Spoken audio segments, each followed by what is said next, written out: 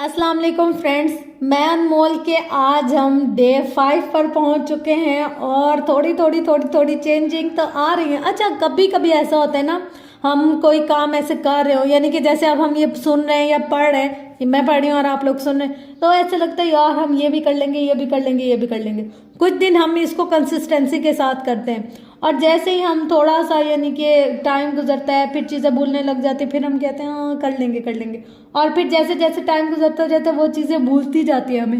मुझे ऐसा लगता है हम हर नए दिन के साथ ना नए इंसान बन जाते हैं। कभी कभी हम इतने नेक शरीफ बन जाते हैं कि बस हम जैसा कोई नेक शरीफ होगा नहीं, और कभी कभी हमें ऐसा लगता है ओ हम जैसा गुनाहगार आप दुनिया में ढूंढ कर आ जाओ, आपको कहीं मिल जाए तो फिर बोलना।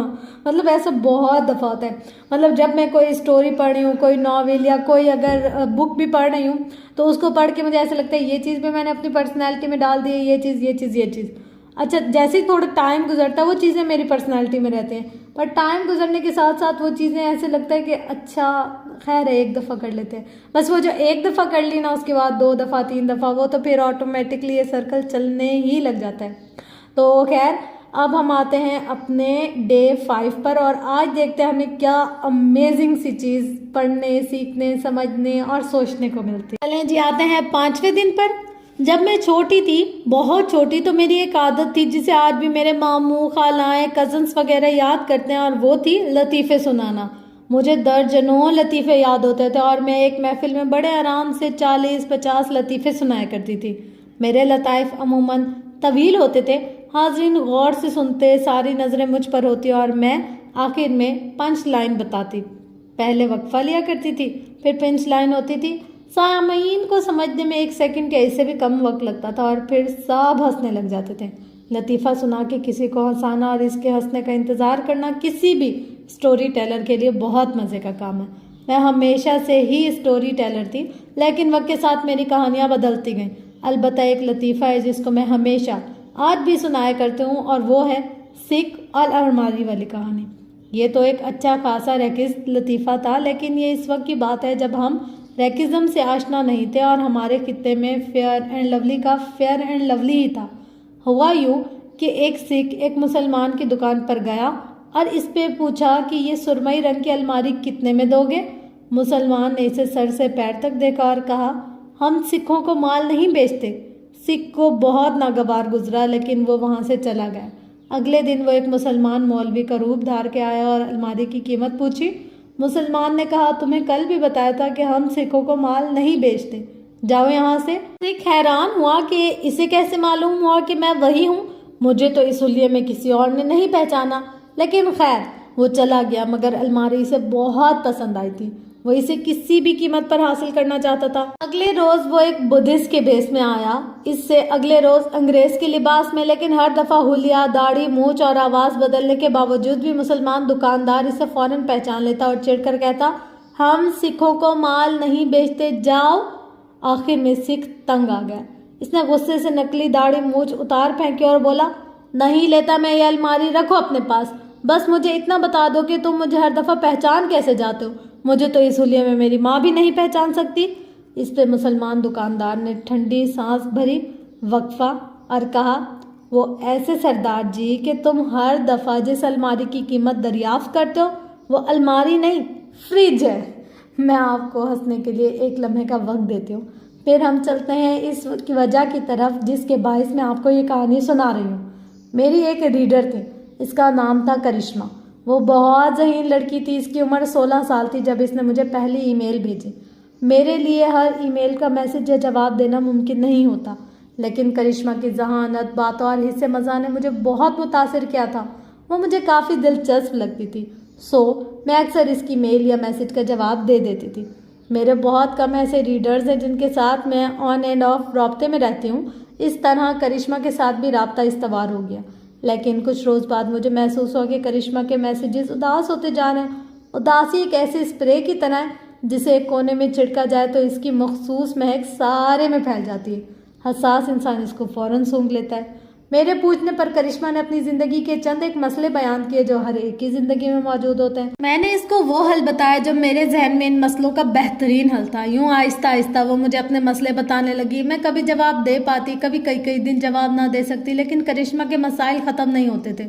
وہ ایک کے بعد ایک مسئلے میں پھنس جاتی تھی. پھر ایک روز کرشمہ نے مجھے بتایا کہ اسے برین ٹیومر ڈائگنوز ہوا تھا.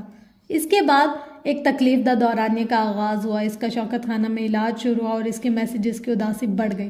ایک طرف وہ پر امید تھی کہ وہ ٹھیک ہو جائے گی, لیکن دوسری جانب بیماری کے خوف نے اسے بہت مایوس بنا دیا تھا.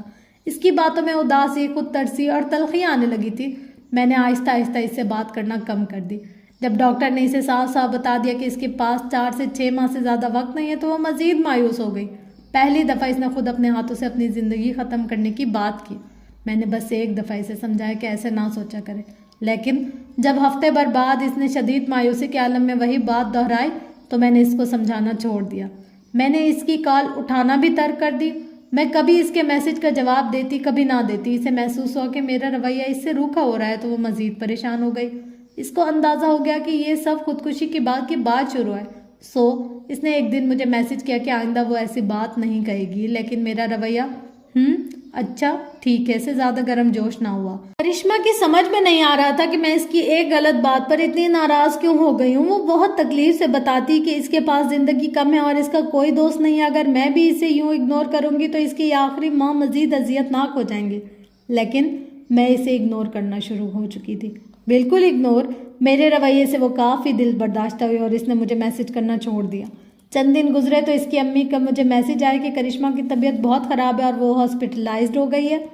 آپ اس سے بات کر لیں, وہ آپ کو اپنا واحد دوست کہتی ہے. میں نے اس کی امی کو جواب میں لکھا کہ میں ضرور اس کو کال کروں گی, لیکن میں نے اسے کال نہیں کی. میں بالکل بے نیاز ہو گئی. مجھے اس کی امی کے 2-3 دفعہ میسج آئے, لیکن میں نے ان کا جواب نہیں دیا. قریباً 1 ماہ بعد مجھے پوسٹ میں ایک خط ملا جو 24-25 صفحے کا تھا. وہ کرشمہ نے میرے لیے لکھا تھا. اس خط کی پہلی سطر یہ کہتی کہ جب تک آپ کو یہ خط ملے گا میں اس دنیا سے جا چکی ہوں گی. میں نے خط سرسری سا پڑھا, گویا بس نظر دوڑائی. پھر میں نے اپنا واٹس ایپ کھولا. کچھ دیر سوچتی رہی کہ اس کو میسج کروں یا نہیں. پھر میں نے میسج نہیں کیا, میں نے فون رکھ دیا. اگلے روز مجھے اس کی امی کا میسج آیا. اس میں لکھا تھا کہ کرشمہ نے گزشتہ شب ہسپتال میں خودکشی کر لی تھی. ساتھ ہی اس کی امی نے ایک جذباتی اور غصیلا پیغام میرے لیے لکھا تھا. اس میں انہوں نے مجھے برا بھلا کہنے کے بعد لکھا تھا کہ کوئی اتنا سنگ دل کیسے ہو سکتا ہے. وہ آپ کی ریڈر تھی, وہ ایک بیمار لڑکی تھی. آپ کا کوئی ریڈر آپ سے اتنی محبت اور عقیدت رکھے لیکن آپ اس کو اس طرح نظر انداز کریں. کیا آپ کو میری بیٹی پر ذرا ترس نہیں آیا؟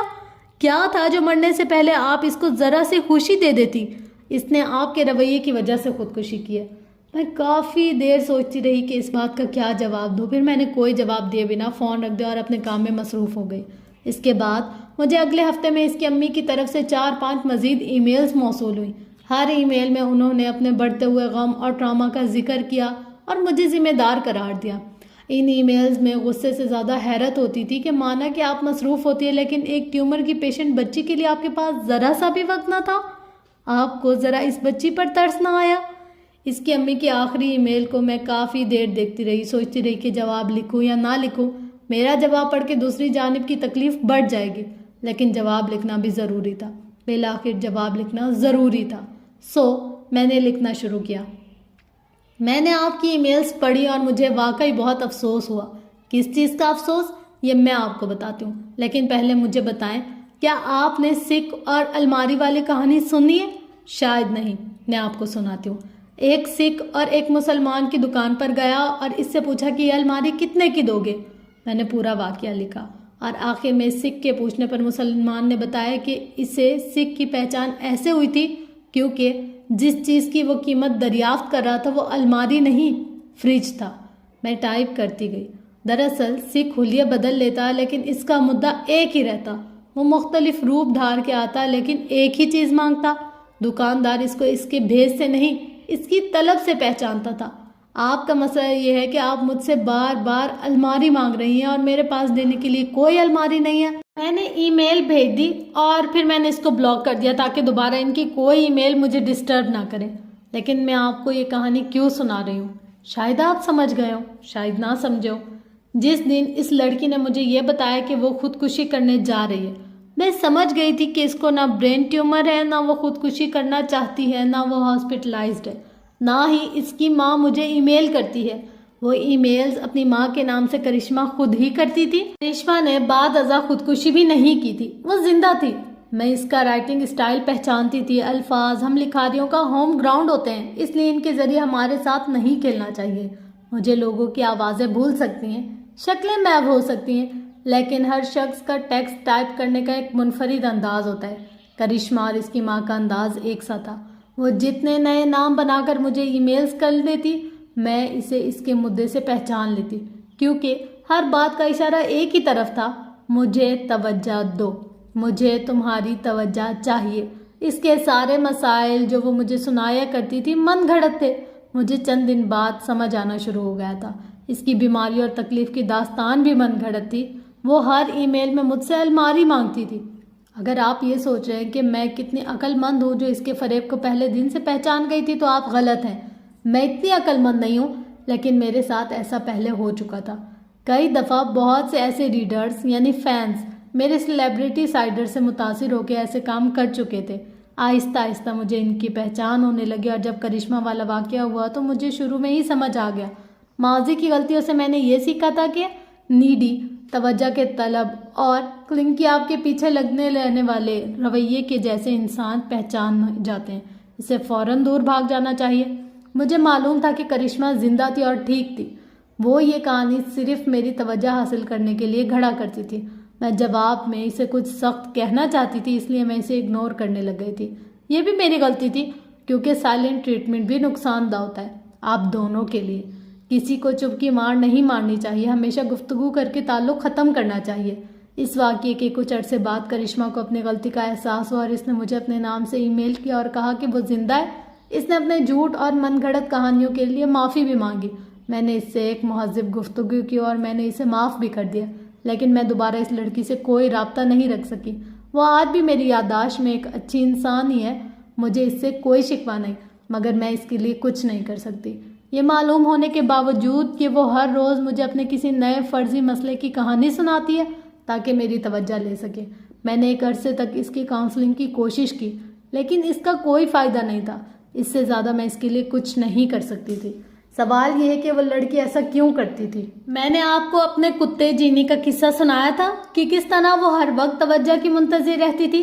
ایوریج ذہانت کے لوگ کسی کے محبت میں مبتلا ہو کے ان کے لیے جینی بن جاتے ہیں، ہر وقت توجہ کی طلب۔ ان کو اپنے آپ سے محبت نہیں ہوتی، سو ان کے دل کا پیندہ نہیں ہوتا، اور اس سے محبت کی توانائی امٹ امٹ کے باہر گر رہی ہوتی ہے، اس لیے وہ اس زائد محبت کو کسی ایک انسان پر صرف کرنا شروع کر دیتے ہیں۔ لیکن زیادہ ذہین لوگ ایسی محبت کا شکار ہو جائے جو رومانوی اور افسانوی طور پر ہوتی ہے تو وہ توجہ حاصل کرنے کے بہانے ڈھونڈتے ہیں، محبوب سے رابطے میں رہنے کی سچویشن پیدا کرتے ہیں۔ شروع میں وہ اصلی مسائل لے کر آتے ہیں، ان کی محبوب شخصیت ان کو حل کرتی ہے، لیکن اس سے ان کی تذکیر نہیں ہوتی۔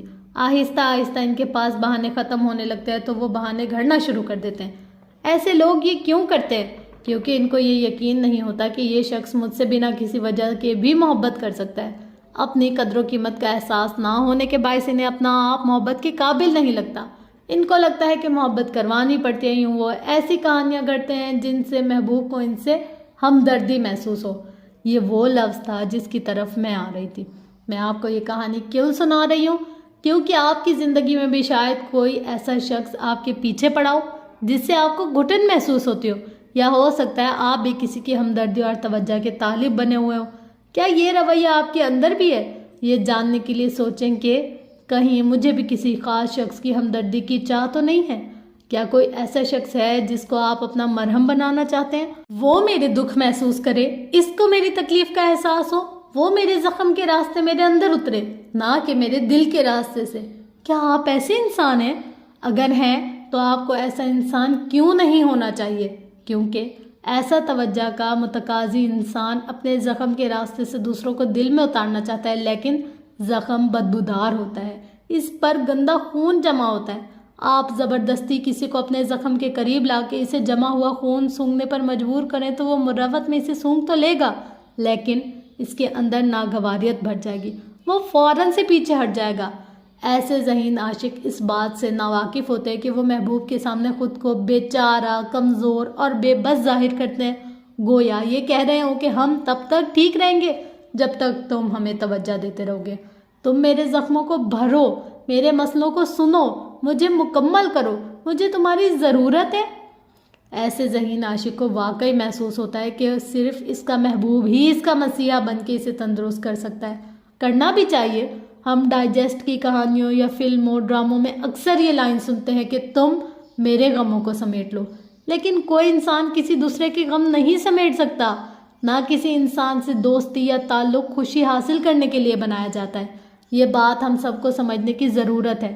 ایسا عاشق چاہتا ہے کہ محبوب اس کے غم سمیٹ لے، لیکن محبوب ایسا نہیں کرتا۔ عاشق اس بات پہ بے بسی اور خود ترسی کا شکار ہوتا ہے، وہ میرا درد کیوں نہیں محسوس کرتا، میں روز اس کو اپنا نیا غم سناتا ہوں لیکن وہ مجھ سے دور کھینچ رہا ہے، کیوں؟ محبوب دن بدن اپنے عاشق سے اکتانے لگتا ہے۔ ایسے میں عاشق اپنے اندر محبوب سے شکوے پالنے لگتا ہے۔ اس کے دل میں ایسے خیالات چلتے ہیں، اس شخص کے پاس میرے دل کی چابی تھی، پھر بھی اس نے میرا علاج نہیں کیا، اس کا ایک میسج مجھے خوش کر سکتا تھا، ایک کال کر لیتا تو میرا دن اچھا گزرتا، کتنا ظالم اور بے حس شخص ہے یہ، مجھے اس سے کیوں اتنی محبت تھی، میں اس سے نفرت کرتا ہوں، مجھے اس سے نفرت ہے۔ عاشق ایک وقت میں اس سے شدید نفرت کے ساتھ شدید محبت بھی کرتا ہے۔ محبوب ذرا توجہ دے تو وہ سب بھلا کے فوراً اس کی طرف لپک جاتا ہے، محبوب اگنور کرے تو اس سے شدید نفرت کرے گا۔ اگر محبوب توجہ نہیں دے رہا تو اس کا مطلب ہے محبوب کو عاشق اب اچھا نہیں لگتا، سو عاشق کو اپنا آپ بھی اچھا نہیں لگتا۔ محبوب اس کے میسج کا جواب نہ دے تو عاشق کا سارا دن برا گزرتا ہے۔ دراصل وہ محبوب سے نفرت نہیں کرتا، وہ اپنے آپ سے نفرت کرنے لگتا ہے اور سمجھتا ہے کہ یہ محبوب ہے جو مجھے برا لگنے لگ گیا ہے۔ اس کو کہتے ہیں ٹراما بانڈنگ، اپنے ٹراما یعنی غم صدمے کے ذریعے کسی سے جڑنے کی کوشش کرنا، دوسرے الفاظ میں اپنے زخم کے راستے کسی کو خود سے محبت کروانے کی کوشش کرنا۔ یہاں ٹراما بانڈنگ کی کوشش کروانے والے عاشق سے کون سی دو غلطیاں ہو رہی ہوتی ہیں؟ پہلی، اس کی لا علمی ہے۔ ایسے عاشق وہ لوگ ہوتے ہیں جنہوں نے کبھی کسی سے صحت مند اور متوازن تعلق نہیں بنایا ہوتا، بچپن میں ہونے والے برے واقعات یا کوئی پرانا ٹراما جس سے وہ کبھی نکل نہیں سکے، ان سے بڑے ہو کے بھی ایسے ٹاکسک تعلقات بنواتا ہے، نہیں سمجھے؟ دیکھیں، جب انسان کسی صحت مند رشتے میں بندھا ہوتا ہے نا تو اس کو معلوم نہیں ہوتا کہ صحت مند تعلق کیا ہوتا ہے۔ جیسے یہ بچی عمر میں چھوٹی تھی، اس کو تعلق بنانے کا پہلا اصول نہیں معلوم تھا کہ آپ کسی سے دوستی، محبت یا نکاح کا تعلق اس لیے نہیں جوڑتے کہ آپ کو خوشی ملے۔ اگر آپ خوشی کی تلاش میں رشتہ جوڑ رہے ہیں اور آپ کو لگتا ہے کہ یہ رشتہ آپ کو خوش کرے گا تو ایسا نہیں ہوگا۔ آپ شادی یا دوستی یا اس تعلق کو پا لینے کے بعد بھی ناخوش اور محروم ہی رہیں گے، ترسے ہوئے، کسی کمی کا شکار، نامکمل۔ کیا آپ بھی ان لوگوں میں سے ہیں جو سمجھتے ہیں کہ جب ان کی شادی ہو گئی تو وہ بہت خوش ہو جائیں گے، ان کی زندگی فیری ٹیل جیسی ہو جائے گی، ان کو بہت خوشیاں ملیں گی؟ جاگ جائیں، اب آنکھیں کھولنے کا وقت ہے، کیونکہ ایسا نہیں ہوتا۔ وہ لوگ غلط ہے جو شادی اس لیے کرتے ہیں کہ یوں ان کی زندگی میں خوشی آئے گی۔ آپ نے شادی شدہ لوگوں کو کہتے سنا ہوگا کہ شادی کے بعد حقیقی زندگی بڑی تلخ ہوتی ہے، خواب ٹوٹ جاتے ہیں وغیرہ وغیرہ۔ وہ لوگ بھی غلط ہیں، اس لیے کہ یہ وہی لوگ تھے جو خوشی حاصل کرنے کے لیے فینٹیسی کی شادی کے تعلق میں بندھے تھے، لیکن شادی کے بعد ان کو خوشی نہیں ملتی تو وہ کہتے ہیں کہ یہ محبت وغیرہ بس فیری ٹیل ہے۔ ہمارے ہاں اکثر لوگوں کی شادی اور دوستی کے بارے میں اپروچ ہی غلط ہوتی ہے۔ آپ شادی یا کوئی بھی دوستانہ تعلق بھلے وہ غیر رومانوی ہو اس لیے نہیں بناتے کہ وہ آپ کو خوشی دے یا اس سے آپ کی بے رونق زندگی میں رنگ بھرے گا۔ پھر آپ کوئی رشتہ کیوں بناتے ہیں؟ تاکہ اپنے اندر کی خوشی کو اس رشتے میں انڈیل سکیں۔ آپ بے رونق زندگی لیے کسی دوسرے انسان کی زندگی میں داخل ہوں گے، اس رشتے کے کامیاب ہونے کی توقع نہیں کر سکتے۔ آپ دوستی یا شادی سے پہلے اپنی زندگی میں خود خوشی بھرتے ہیں، پھر آپ اس خوشی کو اس نئے رشتے میں انڈیلتے ہیں۔ یاد رکھیں، آپ نے روکھے پھیکے دل کے ساتھ خود کو کبھی کسی کی زندگی میں شامل نہیں کرنا، کیونکہ اگر آپ اس رشتے کو کچھ نہیں دے سکتے تو آپ اس سے اس کا سارا رنگ چھین لیتے ہیں۔ رشتہ، شادی، دوستی، یہ سب بناتے وقت دونوں فریقین اپنے اندر کی محبت اور خوشی اس رشتے میں ڈالتے ہیں۔ اس کا یہ مطلب نہیں کہ ایک کامیاب رشتے میں دو لوگ بہت خوش باش ہوتے ہیں۔ ہاں، کوئی بھی ہر وقت خوش باش نہیں ہوا کرتا۔ لیکن کامیاب اور صحت مند تعلق وہی بنتے ہیں جہاں دونوں فریقین اپنے آپ سے محبت کرتے ہیں، اپنے اندر سیکیور ہوں، خود سے مطمئن اور اپنی زندگی میں مثبت اپروچ رکھتے ہوں۔ یہ سب کیسے کرنا ہے یہ ہم آگے پڑھیں گے۔ پھر اس خوشی کو، اس مثبت اپروچ کو وہ ہر اس رشتے میں اونڈیلتے ہیں جو وہ بناتے ہیں۔ اس کو کہتے ہیں صحت مند اور متوازن تعلق بنانا۔ آپ نے دیکھا ہوگا کہ کچھ لوگوں سے آپ بہت جلد متاثر ہو جاتے ہیں۔ یہ بہت مثبت، مسکرانے والے، خوش مزاج لوگ ہوتے ہیں۔ ان کے ساتھ کوئی بھی کام کرنے میں مزہ آتا ہے۔ ان کی زندگی میں بھی مسئلے ہوتے ہیں، لیکن چونکہ انہیں اپنے آپ سے محبت ہوتی ہے اس لیے وہ پہلے اپنی ذات اور اپنی ذہنی صحت کا خیال رکھتے ہیں۔ وہ اپنے اندر کے انسان کی حفاظت کرتے ہیں، وہ اعتماد سے اپنے فیصلے لیتے ہیں، لوگوں سے اپنے لیے عزت ڈیمانڈ کرتے ہیں، پھر ان کی شکل عام ہو یا قد واجبی ہو، انہیں اپنے رشتوں سے تعلقات اچھے بنانا آتے ہیں۔ اور آپ نے ایسے شکی شوہر بھی دیکھے ہوں گے یا رشتہ داروں سے قصے سنے ہوں گے جہاں مرد اپنی بیویوں کو میکے نہیں جانے دیتے، ان کو کنٹرول کرتے ہیں، ان پر ہر وقت تنقید کرتے ہیں، وہ بیوی میں نقص نکالتے ہیں۔ کیوں؟ کیونکہ وہ شادی کے وقت اس رشتے کے لیے تیار نہیں تھے۔ وہ ایک پیاری لڑکی سے یہ سوچ کر شادی کرتے ہیں کہ اب وہ بالآخر خوش ہو جائیں گے، لیکن ایسا نہیں ہوتا۔ شادی ان کو خوش نہیں کرتی، وہ اس کا قصور بھی بیچاری لڑکی پر ڈال دیتے ہیں کہ اسی میں مسئلہ ہے، اس کا قد، اس کا رنگ، بچے کا نہ ہونا، اس کے میکے والے، یہ سب ان کو ناخوش کر رہا ہوتا ہے۔ وہ ہر روز کوئی نیا بہانہ گھڑ لیتے ہیں یہ ثابت کرنے کے لیے ان کی ناخوشی کی وجہ وہی عورت ہے۔ کمزور اور کم عمر معصوم لڑکیاں ان کی بات کو سچ سمجھ کر خود کو قصوروار گردان لیتی ہیں، جبکہ ایسا صرف اس لیے ہو رہا ہوتا ہے کیونکہ وہ شوہر شادی سے پہلے ایک بے رنگ دل لیے پھر رہا تھا۔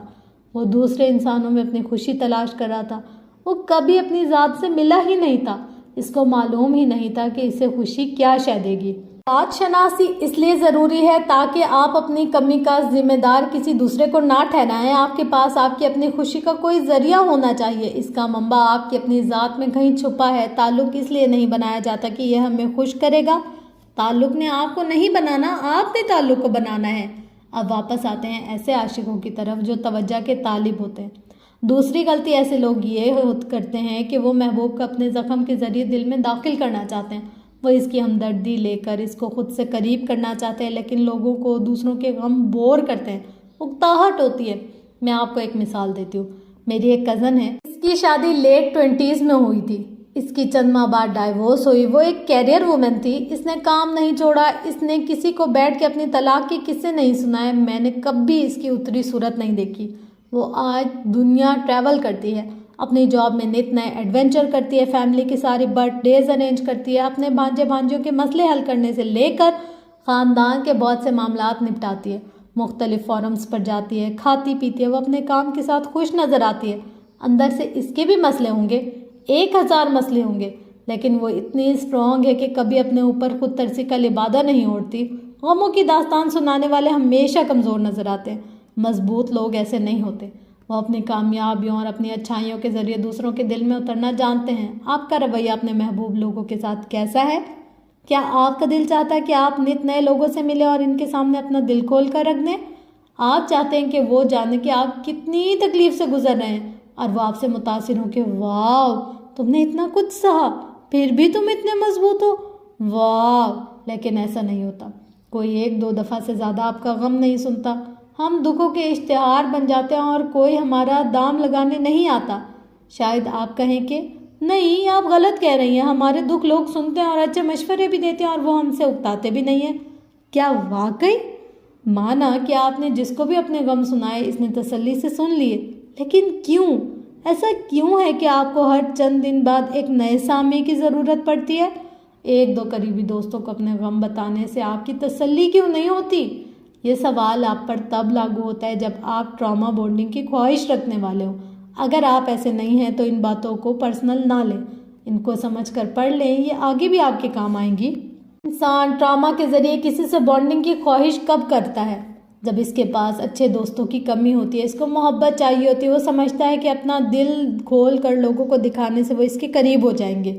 وہ یہ سب لوگوں کی توجہ کے لیے کرتا ہے، میں بیمار ہوں، میں دکھی ہوں، تم مجھے صحت مند بناؤ، تم میری دوا بن جاؤ۔ یہ ٹراما بونڈنگ ہے اور یہ سب سے ناپسندیدہ رویہ ہے۔ اگر یہ رویہ آپ کے اندر بھی ہے تو ایک بات جان لیں کہ آپ اس رویے سے کبھی کسی کو اٹریکٹ نہیں کر سکتے۔ یہ بات آج ذہن میں بٹھا لیں۔ اگر ٹراما بانڈنگ کام کرتی ہے تو صرف ان لوگوں کے لیے جہاں دوسرا فریق بھی ذہنی بیمار ہوتا ہے اور دونوں ایک دوسرے کے ساتھ بانڈ ہو کے مزید پستی میں گرتے جاتے ہیں۔ ذہنی طور پر صحت مند لوگوں کے اوپر یہ کام نہیں کرتی۔ لوگ ایسے شخص کو سخت ناپسند کرتے ہیں جس کی زبان ہر وقت دکھوں کی داستان سناتی ہے، اور اپنے ذہنی طور پر صحت مند انسان فوراً ایسے انسان کو سونگ لیتا ہے جو ٹراما کے ذریعے اس کے اوپر انحصار کرنے کی خواہش رکھتے ہیں۔ میرے کئی ریڈرز مجھے میسیجز اور ای میل کرتے ہیں، میں بہت سو کو جواب دیتی ہوں، لیکن مجھے جہاں بھی لگے کہ میری کوئی ریڈر مجھ سے آبسیسڈ ہے، کچھ زیادہ ہی میسیجز کریے، ایسے جیسے اس کو میں نے جواب نہ دیا تو اس کا دن برا گزرے گا، وہاں میں اس ریڈر کو فوراً جواب دینا ترک کر دیتی ہوں۔ شاید آپ کو لگے کہ میرا یہ رویہ سخت ہے، لیکن میں اپنی لڑکی کو مضبوط دیکھنا چاہتی ہوں۔ میں کبھی نہیں چاہوں گی کہ وہ میرے میسج کے انتظار میں وقت ضائع کرے۔ میں اس رویے کی حوصلہ شکنی کرتی ہوں۔ یہاں وہ ریڈرز مراد نہیں ہیں جن کو رائٹر اگر ایک میسج کرے تو ان کا سارا دن اچھا گزرتا ہے۔ یہ تو ایک نیچرل سا رویہ ہے۔ میرے فیوریٹ ایکٹرز، رائٹرز یا سیلیبریٹیز آج بھی اگر میرے کسی کمنٹ کو صرف لائک ہی کر دیں تو میرا دل خوشی سے پھولے نہیں سماتا، سارا دن اچھا گزرتا ہے۔ یہ بالکل مختلف چیز ہے، یہ فین گرلنگ ہے۔ مگر یہ ٹاکسک تب بنے گی جب میں کریزی طریقے سے کسی سیلیبریٹی کو میسج کروں، اس کو بار بار لکھوں کہ وہ مجھ سے دوستی کر لے اور میں اس سے دوستی کرنے کی خواب دیکھوں، وہ مجھ سے قریب ہو جائے، وہ میری زندگی کی کہانی سنے، اسے میرے بارے میں علم ہو اور میں اس چیز کی کوشش بھی کرنے لگ جاؤں۔ نہیں بھائی، مجھے کیا ضرورت ہے اس سے قریب ہونے کی؟ کمنٹ لائک کر دے، آٹوگراف یا سیلفی مل جائے، بات کا جواب دے دے، بس بہت ہے۔ وہ اپنی زندگی میں خوش، میں اپنی میں۔ میری خوشی اس پر منحصر تھوڑی ہے۔ میری ایک ریڈر ایسی بھی ہے جو ٹین ایج میں مجھ سے بہت obsessed تھی اور میسج کیا کرتی تھی۔ میں اس سے زیادہ بات نہیں کرتی تھی۔ اس نے ایک دفعہ وجہ پوچھی تو میں نے کہا میں نہیں چاہتی کہ تم اپنی خوشی ڈھونڈنے کے لیے مجھے اپنی بیساکھی بنا لو۔ میں کسی کی بیساکھی نہیں بننا چاہتی۔ وہ لڑکی اس بات کو سمجھ گئی، وہ اس فیز سے نکل آئی۔ میں نے اس لڑکی کو واقعتاً گروم ہوتے دیکھا، وہ اپنا ہیرو خود بن گئی۔ آج وہ ایک کامیاب کیریئر وومن ہے اور اب اس کی میرے ساتھ بہت اچھی دوستی ہے، کیونکہ جب میں نے اسے ایک آزاد خود انحصار انسان بنتے دیکھا تو مجھے اس سے بات کرنا اور اس سے دوستی کرنا اچھا لگنے لگا۔ ہمارا تعلق بیلنس ہو گیا، لیکن کئی برس پہلے اگر میں ہر وقت اس کو توجہ دیتی، اس کو فکس کرنے کی کوشش کرتی تو یہ چیز اس کو مزید میرے اوپر انحصار کرنا سکھاتی۔ یہ ہم دونوں کے لیے نقصان دہ تھی، یوں وہ کبھی آزاد نہ ہو سکتی۔ آپ کسی کو نصیحت کر سکتے ہیں، راستہ دکھا سکتے ہیں، لیکن آپ اس کو اس کے ٹراما سے نہیں نکال سکتے، سوائے اس کے کہ آپ ایک سائیکالوجسٹ ہوں۔ آپ نے کسی کا سائیکالوجسٹ بننا بھی نہیں ہے، آپ نے کسی دوسرے انسان کو بدلنے کی کوشش نہیں کرنی۔ اب آتے ہیں ایک اہم سوال کی طرف۔ اگر آپ کو یہ مرض لاحق ہے تو اس سے کیسے نکلا جائے؟ آپ نے اپنے ماضی کا جائزہ لینا ہے۔ اگر آج کل آپ کسی کی ایسی ہی محبت یا بانڈنگ میں مبتلا ہیں تو میں یقین سے کہہ سکتی ہوں کہ ایسا پہلی دفعہ نہیں ہوا، اس سے پہلے بھی کئی دفعہ آپ ایسے تعلقات میں بن چکے ہوں گے، یا آپ کا پیٹرن آف بیہیویئر بن گیا۔ پیٹرن آف بیہیویئر کسی ایسے عمل کو کہا جاتا ہے جو آپ بار بار اس طرح کی سچویشن میں گرفتار ہو جانے کے بعد کرتے ہیں۔ مثلاً آپ کو کوئی پسند آ جائے، بالفرض کوئی ٹیچر یا کوئی دوست۔ رومانوی محبت کو چھوڑ دیں، سادہ صاف ستھری محبت کی بات کر لیں، آپ کو کوئی پسند آ جائے، مگر چونکہ آپ کا بیہیویئر پیٹرن مسلسل غم سنا کے لوگوں کو اپنی طرف مائل کرنا ہے تو آپ ہر نئے محبوب کے ساتھ وہی کریں گے جو پچھلے کے ساتھ کیا تھا۔ یہ ہر کچھ عرصے بعد کسی نئے انسان کے ساتھ جب جذباتی وابستگی ہوتا، دراصل محبت نہیں ہوتا، یہ ایموشنل ایڈکشن ہوتی ہے جو صرف آپ اپنی توجہ کی کمی اور محرومی کو دور کرنے کے لیے قائم کرتے ہیں۔ آپ نے آج سے اس پیٹرن کو توڑنا ہے۔ آج سے ابتدا کریں، یہ اصول بنائیں کہ جب تک آپ سے کوئی نہ پوچھے آپ اپنے غم نہیں سنائیں گے، نہ آپ اپنی خوشی سنائیں گے۔ غم آپ نے اندر دفن کر لینے، آپ نے اگلی اسٹرگل کی داستان لوگوں کو نہیں سنانی۔ ہر بات ہر ایک کے لیے نہیں ہوتی۔ شاید آپ کہیں کہ باٹے سے غم ہلکا ہوتا ہے۔ ہاں، اس وقت جب آپ غم سے گزر رہے ہوں۔ آپ صرف ایک دو لوگوں کے پاس جائیں، ان سے مسئلے کا حل دریافت کریں اور جب اس سے نکل آئیں تو اس بات کو بار بار نہ دہرائیں۔ غم صرف تب سنائیں جب وہ تکلیف دیتا ہے، جب وہ ایسا ٹراما بن جائے جو کئی برس بعد بھی تندرست نہ ہو تو آپ دوستوں سے بات کریں، تھراپی میں جائیں، لیکن ماضی کے گزرے غم ہر ایک کو سنانے کے نہیں ہوتے، محبوب کو سنانے کے لیے تو بالکل نہیں ہوتے۔ اس غم میں اللہ تعالیٰ نے آپ کو ڈالا تھا، اس غم سے اللہ تعالیٰ نے آپ کو نکالنا ہے۔ یہ شکر کا وقت ہے، نہ کہ لکیر پیٹنے کا۔ اگر آپ بار بار ہر آئے کے آگے سامنے اپنے رونے روتے رہیں گے تو آپ کبھی آگے نہیں بڑھ سکیں گے۔ غم آپ نے صرف اس شخص کو سنانا ہے جو آپ کو کوئی ایسی بات بتا سکے جو آپ کو معلوم نہ ہو۔ جیسے میری ایک دوست کو بہت عرصے بعد معلوم ہوا کہ میں ایک حادثے سے گزری ہوں۔ ہم ایک شہر میں رہتے تھے، پھر بھی کبھی میں نے اسے نہیں بتایا۔ اس نے بہت حیرت سے کہا کہ تم نے مجھ سے شیئر بھی نہیں کیا؟ تو میں نے اسے کہا، ہاں، تم سے شیئر کرنے کا فائدہ کیا تھا؟ تم مجھے کوئی ایسی بات نہیں بتا سکتی تھی جو مجھے خود سے معلوم نہ ہو۔ ہماری کہانیوں اور ڈراموں میں لڑکیوں کو فیری ٹیلز والی شہزادیاں دکھایا جاتا ہے، کانچ کی جوتی پہنے وہ لوگوں کے مظالم جھیل رہی ہوتی ہیں، اور اگر ان کی زندگی میں کوئی خوشی آ جائے تو ان کو ڈر ہوتا ہے کہ وہ دوبارہ 12 بجنے کے بعد ان سے چھن جائے گی، کیونکہ وہ صرف کدو اور چوہوں کی مستحق ہے، شاہی بگیوں اور شہزادوں کی نہیں۔ ایسی لڑکیاں خود کو نازک اور چھوئی موئی سی ڈیسیملین ڈریس بنا کر رکھتی ہیں، جو ڈیوڑی سے لگ کر کسی ایسے شخص کا انتظار کرتی ہے جو کانچ کا سلیپر ہاتھ میں لیے ان کو ڈھونڈتا ہوا آگے آئے گا۔ کانچ کا جوتا پہنتے ہی، دوسرے الفاظ میں شادی ہوتے ہی، وہ پھر سے بنی سنوری شہزادی بن جائیں گی۔ وہ پرنس ساتھ ہوگا تو وہ ہر سوتیلے رویے سے لڑ جائیں گی۔ لیکن ہماری کہانیاں ہمیں یہ نہیں سکھاتی کہ اصل شہزادی وہ ہوتی ہے جو کسی گلاس سلیپر کے بغیر ہی اپنے پہ ظلم کرنے والوں کے خلاف اٹھ کھڑی ہو۔ اگر شہزادی نے اس کو پسند کرنا ہے تو اس کی غربت اور ٹاٹ کے لباس میں ہی پسند کرے نا۔ اسے اپنے پیروں کو شہزادی کے مطابق گلاس سلیپر میں فٹ کرنے کی ضرورت نہیں، اس کی سوتیلی ماں کو اپنا رویہ فٹ کرنے کی ضرورت ہے۔ ساری غلطی سنڈریلا کی اپنی تھی۔ اسے اپنی ماں بہنوں کے ساتھ چند حدود مقرر کرنی تھی، وہ بھی گھر کا کام کریں گی، لیکن اس کی بہنیں بھی ساتھ ہی کام کریں گی۔ شہزادہ اس کا مسیحا بن کے کیوں آئے؟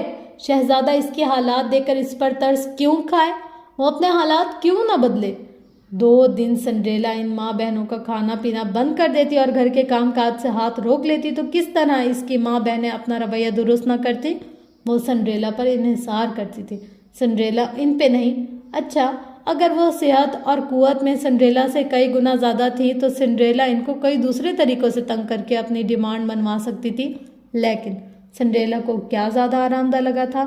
یہ کہ وہ کسی فیری گاڈ مدد کا انتظار کرے جو اس کے حالات بدل دے، وہ کسی پرنس چارمنگ کے لیے آنکھیں بچھائے جو ان کے حالات سے نکال کر اسے لے جائے۔ اب نئی فیری ٹیلز لکھنے کا وقت ہے، اب ان کہانیوں کو خود لکھنے کا زمانہ ہے۔ آپ میں اتنی سیلف ریسپیکٹ اور وقار ہونا چاہیے کہ کسی کو خود پر ترس نہ کھانے دے، اپنے ساتھ پیش آئے برے واقعات کو اپنے اندر جذب کر لینا چاہیے۔ میں یہ نہیں کہہ رہی کہ چھپا لینا ہے یا ان پر شرمندہ ہونا ہے۔ اگر ڈائیورس ہوئی ہے اور کوئی وجہ پوچھے تو اتنا کہہ دینا کافی ہے کہ بعض اوقات 2 اچھے لوگ بھی ایک ساتھ نہیں چل سکتے۔ پوری کہانی سنانے کہ ساس نندوں نے ظلم کیا یا شوہر نے دوسری عورت کے پیچھے چھوڑ دیا، آج کل جاب نہیں کر رہے، تو بس اتنا کہہ دینا کافی ہے کہ کچھ پلان کر رہا ہوں، جلدی بتاؤں گا۔ مایوسی کی داستان نہیں سنانی کہ پچھلی جاب کیوں چھوٹی۔ ایک سطر کے سوال کا جواب ایک سطر میں کافی ہوتا ہے۔ میں نے ایسی لڑکیاں بھی دیکھی ہیں جو کسی سے پہلی ملاقات میں ملتے ساتھ ہی اپنی پوری زندگی کی ساری داستان سنا دیتی ہیں۔ کیوں بھائی؟ لوگ آپ کی طویل داستان سن کے آپ کی وہ عزت نہیں کریں گے جو مختصر جواب سے آپ کو ملے گی۔ ایک روب سا آ جائے گا، اس شخص کو اپنی پرائیویسی کا خیال ہے، اس نے اپنی حدود خود متعین کیا اور مجھے اتنی جسارت نہیں کرنی چاہیے کہ میں اس سے ایسے سوال دوبارہ کروں۔ میں اس بارے میں بات نہیں کرنا چاہتی، کہہ کے رخ موڑ لینا کتنا مشکل ہے، لیکن یہی کلیات ٹراما بانڈنگ کی خواہش رکھنے والوں کو معلوم نہیں ہوتا۔ وہ غم سنا سنا کے لوگوں کی توجہ چاہتے ہیں، حالانکہ یہ انسان کا ایک باوقار مسٹری ہونا چاہیے جو اسے عزت دلاتا ہے، لوگوں کو اس کی طرف متوجہ کرتا ہے اور اسے پرکشش بناتا ہے۔ محبت کروانے کے لیے سہانوں کی ضرورت نہیں ہے۔ جو شخص آپ کو آپ کی وجہ سے توجہ نہیں دے سکتا، آپ کو اس کی توجہ مانگنی ہی نہیں چاہیے۔ لوگ ٹراما بانڈنگ سے اس لیے جڑنا چاہتے ہیں کیونکہ انہیں خود پر یقین نہیں ہوتا۔ ان کی اپنی نظروں میں اپنی ذات کی قدر اتنی کم ہوتی ہے کہ انہیں لگتا ہے وہ اپنی اصل شخصیت سے کبھی کسی کو اٹریکٹ نہیں کر سکتے، اس لیے ان کو سہارے چاہیے ہوتے ہیں، جھوٹ کے، اپنی محرومیوں کے اظہار کے، شاید اس طرح وہ کسی کی توجہ گھیرنے میں کامیاب ہو جائے۔ ٹراما بانڈنگ کا مسئلہ یہ ہے کہ محبوب کی ابیوز، بے رخی، غلط رویے بھی محبت شمار ہوتے ہیں۔ محبوب آپ کا میسج اگنور کرے، آپ کو برا بھلا کہے، اپنی ٹیون دکھائے یا شادی شدہ زندگی میں شوہر کی صورت میں جسمانی اذیت دے، किसी भी किस्म की अजियत देने के बाद वो अच्छा हो जाए और पहले जैसा रवैया अपना ले तो आशिक सब भूल भाल जाता है, क्योंकि वो महबूब को छोड़ नहीं सकता। वो ट्रॉमा के ज़रिए ख़ुद को इसके साथ बॉन्ड जोड़ कर रख चुका होता है। अगर आप किसी के साथ ट्रॉमा के ज़रिए जुड़े हैं और आपका महबूब खुद भी ज़हनी तौर पर बीमार है तो वह आपको इस ताल्लुक़ में बांधे रखेगा। लेकिन अगर वो ज़हनी तौर पर सेहतमंद इंसान है तो वो आपको अपनी ज़िंदगी से निकाल देगा, क्योंकि अपनी ज़हनी सेहत अजीज़ है और आप इसे परेशान कर रहे हैं। फिर दोस्त कैसे बनाए जाए, कैसे लोगों को खुद से मोहब्बत करवाई जाए? अपने पैटर्न को तोड़ के, लोगों से ऑथेंटिक बॉन्ड के ज़रिए से जुड़ के। ऑथेंटिक या असल मोहब्बत सुस्त रवि से आगे बढ़ती है। जैसे जैसे आप इंसान को जानते हैं वैसे वैसे इसकी मोहब्बत में गिरफ्तार होते हैं, जबकि ट्रॉमा बॉन्डिंग एक जादुई सा असर होता है। आप किसी से इतने मुतासिर होते हैं, इसकी मोहब्बत में इतने अंधे हो जाते हैं कि आपको इनके अलावा कुछ नज़र नहीं आता।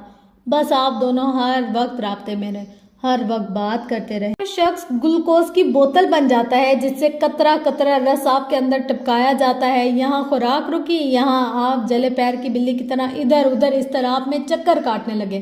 ट्रॉमा बॉन्डिंग में जुदाई बेकरार कर देती है, महबूब का दूर जाना बेचैन कर देता है। ये नॉर्मल नहीं, असल मोहब्बत आपको आज़ाद कर देती है। आपको दोस्त या महबूब की कंपनी खुश करती है और इसके दूर जाने पर भले आप इसको मिस करें, लेकिन आपकी अपनी भी कोई ज़िंदगी होती है। असल मोहब्बत तवाज़ुन के साथ होती है। वो मैसेज का जवाब ना दे तो आप समझ जाते हैं कि वो मसरूफ़ है, इसकी भी कोई ज़िंदगी है जैसे आपकी है। ट्रॉमा बॉन्डिंग में आप महबूब के साथ ख़ुद को खुश महसूस करते हैं। असल मोहब्बत में आप महबूब के साथ ख़ुद को सिक्योर महसूस करते हैं। लोगों से ऑथेंटिक तरीके से बॉन्ड होने का तरीका वही पुराना है जिसके ज़रिए हर अजीम मोहब्बत जन्म लेती है और परवान चढ़ती है, और वो है अपने महबूब को अपने अंदर के असल इंसान से मिलवाना। किसी को आपसे मोहब्बत तब होगी जब वो आपके अंदर के असल इंसान को जान लेगा, यानी आपको क्या पसंद है, क्या नापसंद है, आपकी शौक़ क्या है, वैल्यूज़ क्या हैं, क्या आप लोगों से मेहरबानी का रवैया रखते हैं, दूसरों की मदद करते हैं, क्या आपकी हिस्से मिज़ा अच्छी है, क्या आप एक फ़न परस्त या बोरिंग है, क्या आप लोगों को अपने रवैये, बातों और इखलाक से कंफर्टेबल महसूस करवाते हैं या नहीं, क्या आप लोगों को कुछ नया सिखाते हैं, क्या आप लोगों के पास से खुशी से उठते हैं या भारी दिल के साथ, क्या आपके बारे में ये बातें जान लेने के बाद कोई शख्स या आपसे दूर चला जाएगा या आपके करीब आता जाएगा। ये इस शख्स पर मुनहसर है कि वो खुद किस चीज़ की कदर करता है। अगर आप एक मेहरबान इंसान हैं और वो खुद गर्ज और मफाद परस्त, तो वह आपको बेवकूफ़ गर्दान के दूर हो जाएगा। वो आपके काबिल ही नहीं था। याद रखें, आप अपने जैसे लोगों को अट्रैक्ट करते हैं, इसलिए जब आप खुद को मुस्बत बनाते हैं तो आप मुस्बत लोगों को अट्रैक्ट करने लग जाते हैं और मनफी लोगों को जल्द पहचान के इनसे दूर हट जाते हैं। सो कहने का मकसद ये है कि ये बातें, यानी आपकी शख्सियत कैसी है, ये है वो चीज़ जिसे जान के लोग आपसे मोहब्बत करते हैं। आपने अपने गमों की दास्तान से इनको अपने करीब नहीं करना, खुली किताब बन के लोगों के सामने नहीं घूमना। आपने लोगों को अपनी ज़ात खुद दरियाफ्त करने देना है, आपने लोगों को अपना तारुफ करने देना है। दूसरों को इतना मौका और वक्त तो दें कि वो आपकी जुस्तजू के सफ़र पर निकले, वो आपको तलाश कर सकें और परत दर परत आपके अंदर के इंसान को खोजें। और अगर वो इंसान मुस्बत और अच्छा है और अपने आप से मोहब्बत करने वाले, तो लोग खुद ब खुद आपसे मोहब्बत करने लगेंगे। कहने को ये किताबी बातें लगती हैं, लेकिन जब तक आप खुद से ताल्लुक़ कायम नहीं करते, दूसरों से खुद को जोड़ना निरी बेवकूफ़ी है। और खुद से ताल्लुक़ कैसे कायम करना है? इसी ऑथेंटिक बॉन्ड से, जिससे बाद में आपने दूसरों से जुड़ना है, यानी अपने अंदर के अच्छे इंसान से मिल के, अपने आप को जान के, अपनी खूबियों को पहचान के। जब आप अपने रवैये का जायज़ा लेते हैं, अपनी खामियों पे काम करने लगते हैं, तब आप पे अपनी ही ज़ात के कुछ ऐसे पहलू भी खुलते हैं जिनसे आप पहले ना आशना थे। आपसे आपको जान के भी जोड़ नहीं पा रहे, वो आपके लिए है ही नहीं, वो इस काबिल ही नहीं कि इस पर वक्त ज़ाय किया जाए। खुद को इसके साइज़ की कांच के जूते में फिट करने की कोशिश ना करें। यहाँ तक कि हमने बात की ऐसे ट्रॉमा बॉन्डिंग रवैये की जो आपके अंदर शायद मौजूद हो, शायद ना हो, लेकिन शायद ये सब किसी ऐसे इंसान में मौजूद हो जो आपके लिए इस वक्त एक आजमाइश बना हुआ हो। क्या ऐसा है? अपनी ज़िंदगी का जायज़ा लें। क्या कोई शख्स इस वक्त आपके साथ ट्रॉमा के ज़रिए जुड़ना चाहता है? मैं स्कूल कॉलेजेस की लड़कियों में अक्सर देखती हूँ कि वो किसी लड़की को पसंद करने के बावजूद कहती हैं कि ये बेचारी मुझे बहुत पसंद करती है। ये कहते हैं कि मेरे साथ बात करने से इसके मसले हल होने लगते हैं, اس لیے میں اس سے دوستی رکھنے پر مجبور ہوں۔ ایسی محبت بظاہر معصوم ہوتی ہے، اس میں کچھ غلطی یا غیر اخلاقی نہیں ہوتا، لیکن یہ آپ کے لیے ٹاکسک ہے۔ کہیں کوئی آپ کی زندگی میں ٹراما کے ذریعے آپ سے جڑا تو نہیں ہے نا؟ اور کیسے معلوم ہوگا کہ ایسا شخص واقعی ٹاکسک ہے یا نہیں؟ یہ جاننے کے لیے ایک ایکسرسائز کریں۔ اپنے ذہن میں کسی ایسے شخص کو لائیں جو آپ سے شدید محبت کا دعویٰ کرتا ہو، اور پھر درجہ ذیل سوالات کے جوابات سوچیے۔ کیا جب وہ شخص آپ پر اپنا غصہ یا جذباتی لاوا نکالتا ہے تو آپ اس کو یہ سوچ کر جسٹیفائی کرتے ہیں کہ وہ بیچارہ اپنی فرسٹریشن نکال رہا ہے؟ کیا اس کے ہر وقت آپ کے پیچھے پڑے رہنے کو آپ محبت گردانتے ہیں اور سوچتے ہیں کہ وہ ایسا اس لیے کرتا ہے کیونکہ وہ آپ کے ساتھ سارا وقت گزارنا چاہتا ہے؟ آپ کو معلوم ہے کہ اس کے ساتھ کچھ مسئلے ہیں، مگر کیا آپ اس شخص کو فکس کرنا چاہتے ہیں؟ کیا آپ کو لگتا ہے کہ اس کو آپ کی ضرورت ہے، ورنہ وہ کہیں کھو جائے گا، تباہ ہو جائے گا؟ اس کا آپ کے بغیر کیا بنے گا؟ کیا آپ اس کی باتیں اس لیے سنتے ہیں کیونکہ آپ کے خیال میں وہ آپ سے محبت کرتا ہے، البتہ آپ کو اس سے محبت نہیں ہے؟ کیا آپ کو لگتا ہے کہ اگر آپ نے اسے چھوڑ دیا تو وہ خود کو نقصان نہ پہنچا دے؟ کیا آپ یہ امید رکھتے ہیں کہ وہ کبھی بدل جائے گا، وہ ٹھیک ہو جائے گا بھلے وہ آپ کے ساتھ جو بھی کرے؟ آپ کو اس پر پیار نہیں، ترس آتا ہو اور آپ بس اس کی مدد کرنا چاہتے ہو۔ آپ اس سے اختلاف کرنے سے اعتراض کرتے ہیں کیونکہ اس کا اختلاف پہ جذباتی رد عمل بہت شدید ہوتا ہے اور آپ کے اندر اس سے ڈیل کرنے کی توانائی نہیں ہے۔ وہ اکثر آپ کی لا تعلقی کو اپنی تباہی کی وجہ بتاتا ہے اور آپ خود میں گلٹی محسوس کرنے لگتے ہیں۔ آپ بار بار اس کو غلط رویے کے لیے معاف کر دیتے ہیں۔ اگر درجہ بالا سوالات میں سے 3 کے جوابات بھی ہاں ہیں تو یہ جان لیجیے کہ آپ ایک ٹراما بانڈنگ میں پھنسے ہیں۔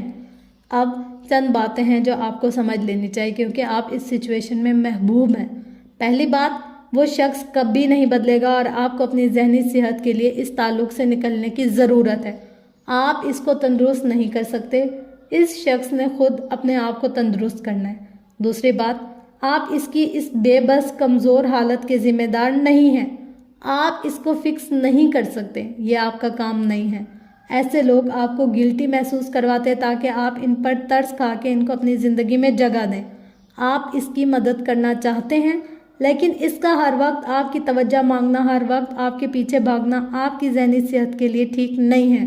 تیسری بات، اس تعلق سے نکلنے کی کوشش کریں لیکن سائلنٹ ٹریٹمنٹ کے ساتھ نہیں۔ چپ چاپ اس کو اپنی زندگی سے نہ کاٹ دیں، وہ بھی غلط ہے۔ آپ ہمیشہ ایک مہذب گفتگو ضرور کیا کریں۔ دیکھیے، کچھ لوگ ایسے ہوتے ہیں جن کو چھوڑنا پڑتا ہے، ہم ساتھ نہیں چل سکتے، لیکن اس کو ایک دفعہ بتائیں ضرور کہ آپ کے تعلق میں کیا مسئلہ ہے اور ہو سکے تو اس کو ایک چانس دیں۔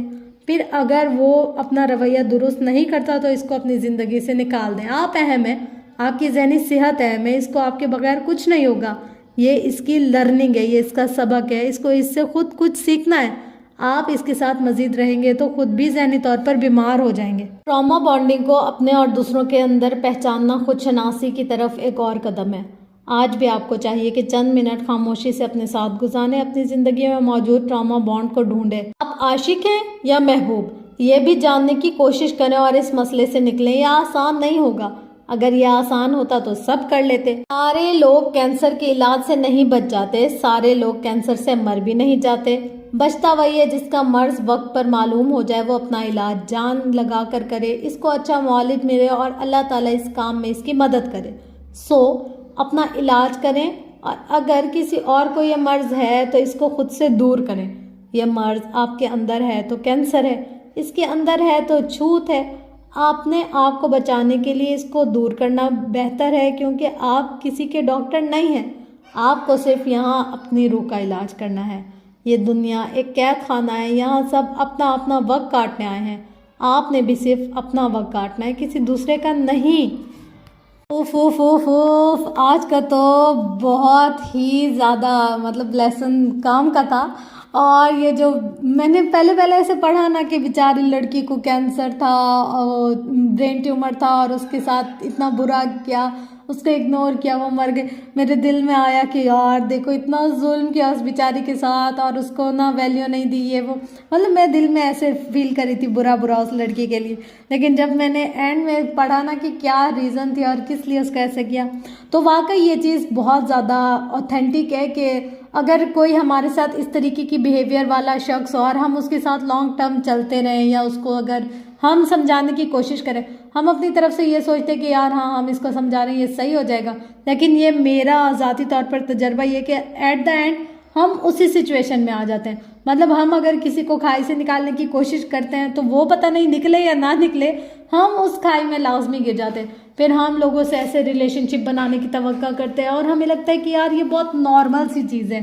اور پھر جب ہم لوگ اس میں بہت زیادہ گھس جاتے ہیں پھر پتہ چلتا ہے او گوش ہمارے ساتھ یہ کیا ہوا، ہم کہاں پھنس گئے. انکانشیسلی ہوتا ہے اوبویسلی بات ہے یہ سب کچھ، لیکن یہ ہے کہ یہ ہوتا ضرور ہے اور یہ بہتر ہے کہ ہم وقت پر نکل آئیں، کیونکہ اگر ہم وقت پر نہیں نکلے تو ہم تو ایسے گندے پھنسنے والے جس کی کوئی انتہا ہی نہیں ہے. تو اس بات سے میں ریلیٹ کرتی ہوں نمرہ احمد کی 1000% کہ ہاں ایسا ہی ہوتا ہے. اور ابھی میں دیکھ رہی تھی تو مجھے ایسا لگ رہا تھا کہ ہاں مجھے تو ابھی بہت ساری اپنے آپ پر کام کرنے کی ضرورت ہے. تو اس سے ریلیٹڈ آپ لوگ اپنا فیڈ بیک ضرور دیجیے گا کہ آپ لوگوں میں سے کون محبوب ہے اور کون عاشق ہے.